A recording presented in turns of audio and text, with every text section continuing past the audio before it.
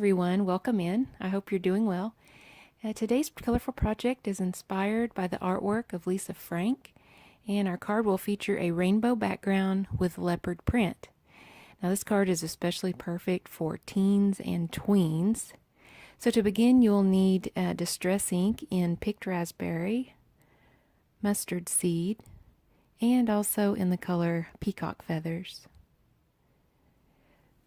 So here you can see I'm smearing my distress inks onto a rectangle shaped acrylic block, and I'm placing the picked raspberry first. Then next I will add the mustard seed color, and it's a good idea actually to align your acrylic block with your paper so you can see how wide to spread your inks. And now this final color is peacock feathers. So once you have those inks smeared onto your acrylic block, you will use a water spray bottle mister and go ahead and mist water onto the inks, and that will activate them and turn them into watercolors more or less. On a dry piece of watercolor paper, spread the inks in a downward motion, adding firm pressure, and you can go over the inks a few times to help distribute the colors and to smooth everything out. If you have little puddles of water, you can lightly dab them with a tissue or a paper towel.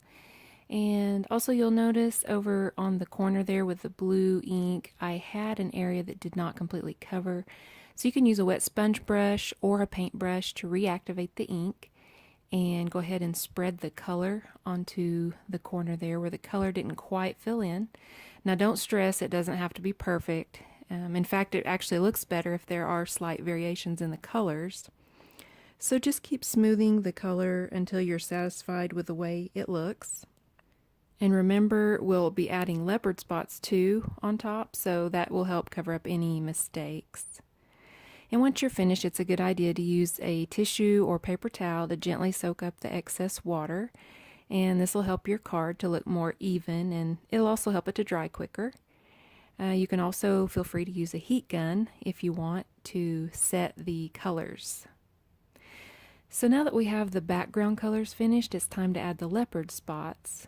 And it's funny, but to me, leopard spots kind of look like lips. So that's how we'll think of them to draw them. So here you can begin with the top lip, if you will, practicing on a scratch piece of paper. And then the next step will be simply just to add a line under what you just drew, and that'll just add a little bit of thickness. And then after that, you'll want to go in with black ink and color that in. So here we've added the, quote, bottom lip of the leopard spot.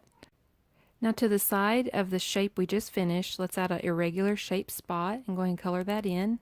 And we'll just continue this pattern all over the paper in various sizes, shapes, and irregularities. And just keep going until your paper's full, remembering not to make everything perfect, and rotate your paper as you go so everything is facing like a different direction.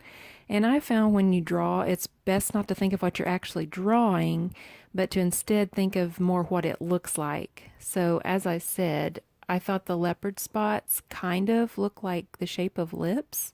So that's kind of what I'm drawing. Like some of them I'm drawing in more of a C shape with an open end, and then the other one's more like a closed O shape.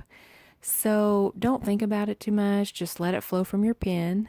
And the brush pen I'm using actually helps with that, and I will have that linked on my blog.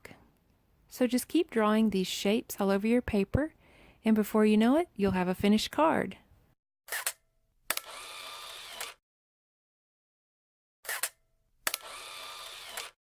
So now it's giveaway time, and since today's card was inspired by Lisa Frank, I will be giving away a Lisa Frank coloring and activity book to one of you. So it's easy to enter. Just head over to my blog post linked below and enter. And I will have all of the products that I used today linked in my blog as well.